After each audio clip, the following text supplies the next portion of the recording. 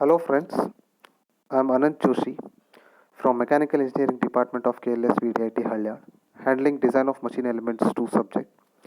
Now, in the previous class, we had solved one numerical problem on spur gear and we had determined the module, we had checked for stress, dynamic load, wear load, and we had suggested suitable hardness for pinion and gear. Now in today's class, we will solve one numerical problem again on spur gear but with a different material for pinion and gear, and we will determine the module, we will check for stress, dynamic load, wear load, and we will suggest suitable hardness for pinion and gear. Design data handbook used for this particular design procedure will be Mahadevan and Balbir Reddy, 4th edition. The problem statement is design a bronze spur gear with 81.4 meganewton per meter square allowable static stress and mild steel pinion with 101 meganewton per meter square allowable static stress to transmit 5 kilowatt of power at 1800 rpm. The velocity ratio is 3.5 is to 1. Pressure angle is 14.5 degrees in volute. Not less than 15 teeth are to be used on either of the gears. We are asked to determine the module, face width, and we are also asked to suggest suitable hardness for the weaker member based on dynamic and wear considerations. Now we are asked to take the value of C, that is dynamic factor, as 480.25 Newton per mm. Now let us list down the given data. Sigma D1 is allowable static stress for pinion and its value is 101 Newton per mm square. Sigma D2 is allowable static stress for gear and its value is 81.4 Newton per mm square. Power to be transmitted is taken as 5 kilowatt. Speed of the pinion is taken as 1800 rpm, that is N1. Velocity ratio is 3.5. Pressure angle is 14.5 degree in volume. Now let us move forward with the solution. Now we have a velocity ratio relation as I is equal to N1 divided by N2, which is equal to Z2 divided by Z1, which is again equal to D2 divided by D1. Here N1 stands for speed of the pinion and N2 stands for the speed of the gear, whereas Z2 stands for the number of teeth on gear and Z1 stands for number of teeth on pinion, and D2 stands for diameter of gear and D1 stands for diameter of pinion. Now using this particular relation, we can find out the speed of the gear by using this relation, that is N2 is equal to N1 divided by I. N1 value is 1800 and I value is 3.5, and ultimately the value of speed of the gear will be 514.285 rpm. Now we will select the number of teeth on pinion, that is Z1, which is equal to 16 as condition given in the problem statement. Now using this Z1 and the above relation, we can find out the number of teeth on gear, that is Z2, and that value will be equal to 56. Now Lewis form factor for 14.5 degree involute, that is Y, is equal to 0.124 minus 0.684 divided by Z. Now this equation is available in data handbook under equation number 12.5 C, page number 204. Now using this relation, we can find out the Lewis form factor for pinion and we will denote it as Y1.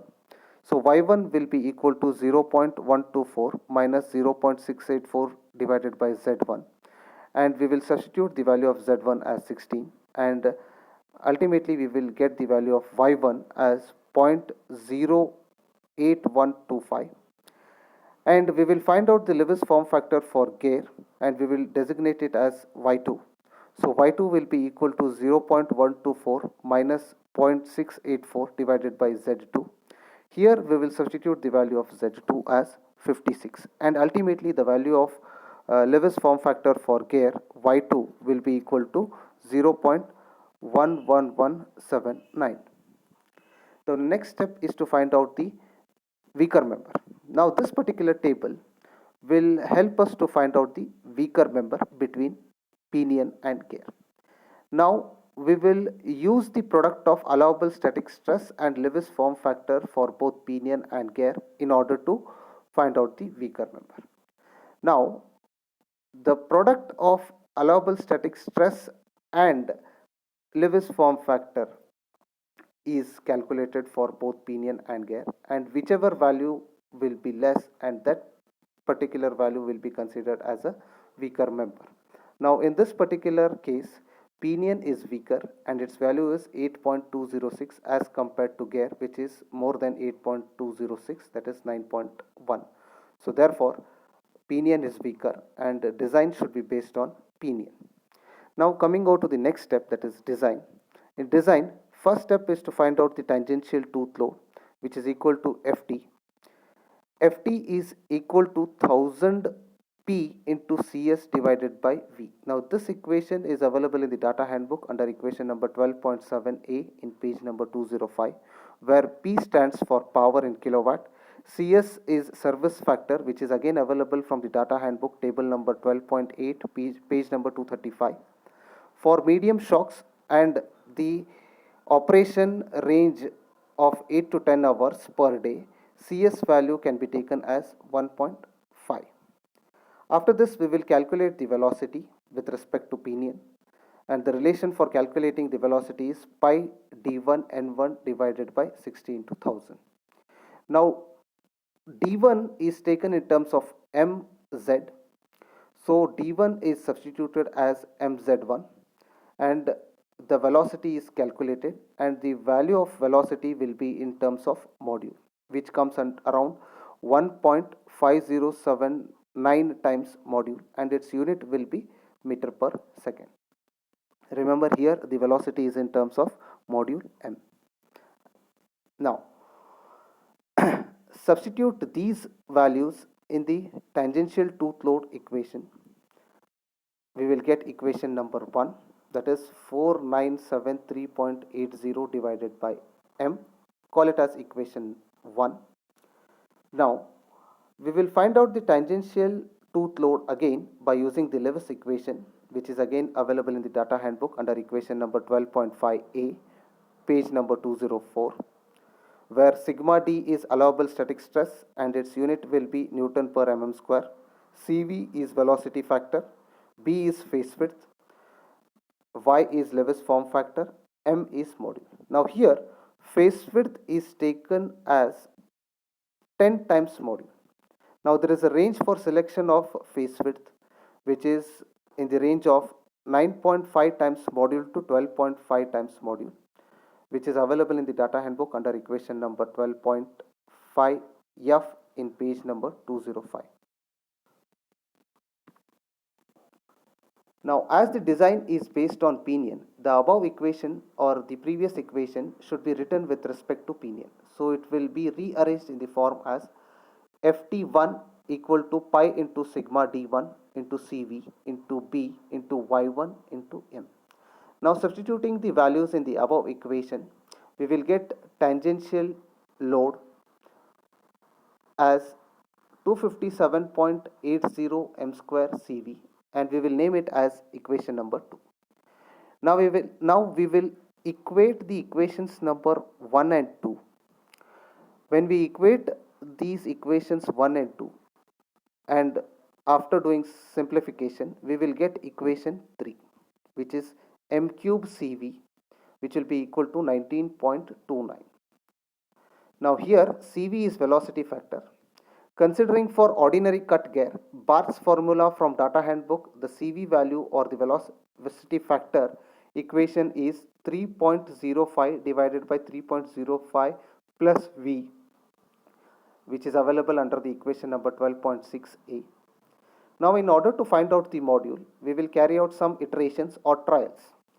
Now in the first trial, we will select module m as 3.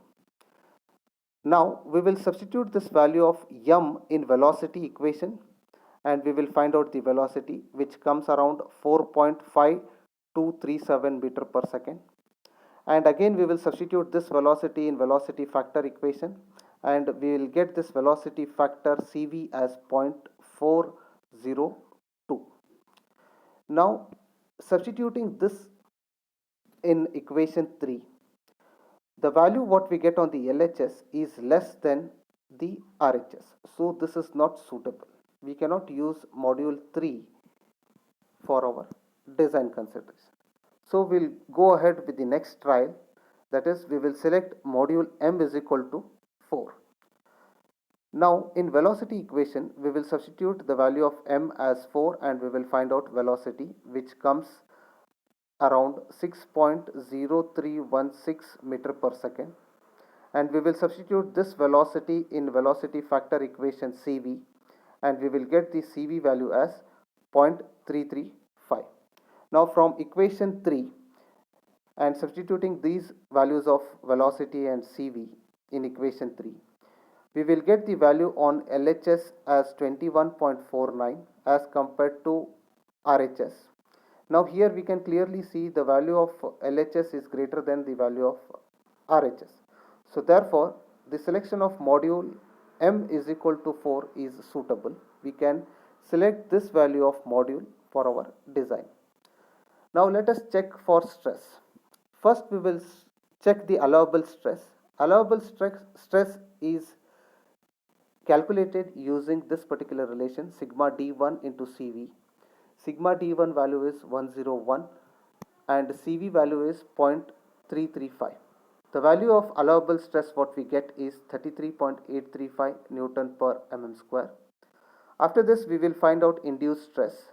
Induced stress is found out by using the relation sigma d1 into CV induced. Now we will rearrange the Lewis equation for tangential tooth load in order to find out the induced stress, and substituting the values of Ft1, B, Y1 and M, we will get the induced stress value as 30.44 Newton per mm square. Now the induced stress is very much less than the allowable stress, hence design is safe. We can go ahead with this particular design. Now after this we will check for loads, that is dynamic load, wear load. So first we will check the dynamic load. The equation for finding out the dynamic load is Fd is equal to Ft plus Fi. This is available under equation number 12.12, page number 207. Again the modified form of this equation is Fd is equal to Ft plus K3V into Cb plus Ft divided by K3V plus square root of Cb plus Ft. Again this is the modified form of equation number 12.12, which is available in page number 207. Now here Ft is 4973.80 divided by m. The value of m as determined earlier is 4. So when we substitute this 4 in this equation, we will get tangential load as 1243.45 Newton. Velocity value will be 6.0316 meter per second. K3 value is 20.67, which is available in equation 12.12. Face width is considered as 10 times module. So the module value is 4 mm. So obviously the face width will be 40 mm. The next step is to find out the dynamic factor C value. Dynamic factor is usually taken from the data handbook for module m is equal to 4, and assuming class 1 for commercial gear, we will find out the error. But here in this particular problem statement, the value of dynamic factor is directly given in the problem statement, and that value is 480.25 Newton per millimeter. Now we will substitute this value of C in the previous equation of dynamic load, and we will find out the dynamic load, and we will do all the simplifications, and after the simplifications the value of dynamic load will be 10.76 into 10 raised to 3 Newton. After finding out the dynamic load, we will check for wear load. The equation for wear load is Fw, which is equal to D1BQK, which is available in data handbook under equation number 12.15a, page number 208, where Q is ratio factor and the relation of Q is 2 times Z2 divided by Z1 plus Z2. Now the value of Z2 is 56 and the value of Z1 is 16. So when we use those values in finding out the ratio factor Q, the value what we get will be 1.556. And once we get the value of Q, we will next find out the pitch circle diameter for pinion by using the relation D is equal to mz. So as it is for pinion, we will designate it as D1 and the Z value will be Z1. So it will be D1 which will be equal to MZ1. The value of M is 4 and Z1 value is 16. So the pitch circle diameter for pinion is 64 mm. Now in this rectangular block, we have listed the Young's modulus E for steel pinion and the Young's modulus E2 for bronze gear. The value of E1 is 206 GPa and the value of E2 for bronze gear is 96 GPa. Using these two values of E1 and E2, we will find out the K value. Now we have a load stress factor K is equal to sigma ES square into sine alpha divided by 1.4 into 1 by E1 plus 1 by E2. This is available under equation number 12.15b, page number 208. Now in order to have a safe design, there is a condition that wear load should be greater than the dynamic load. Now using this particular condition, we will find out the value of K and substitute all other values in this relation. D1 as 64, B as 50, Q as 1.556 and FD as 10.76 into 10 raised to 3 Newton. So ultimately the value of K will be 2.70.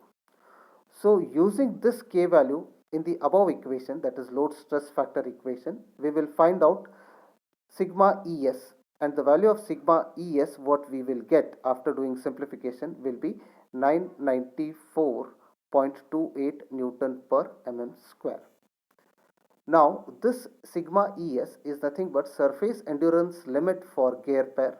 Now from the table number 12.16, page number 239, BHN for pinion is recommended as 450 and BHN for gear is recommended as 350. But the material which is preferred for gear is also steel rather than bronze. So this is the conclusion of this particular problem. So at the end of this class, we carried out one numerical example on spur gear which had two different materials for both pinion and gear. Design data handbook used for this design procedure was Mahadevan and Balbir Reddy. We calculated the module face width, we checked it for stress, dynamic load, wear load, and we have suggested suitable hardness for the pinion material, which was a weaker member. Now this particular topic is mapped with PO1, that is engineering knowledge, where engineering knowledge of mathematics, science and engineering is applied, and it is also mapped with PO2 where analysis of spur gear is made using fundamentals of natural science, mathematics and engineering science. Now this particular spur gear mechanism is used in variety of applications like clocks, watches, washing machines, fuel pumps, material handling equipments, automobile, gearbox. Okay, thank you.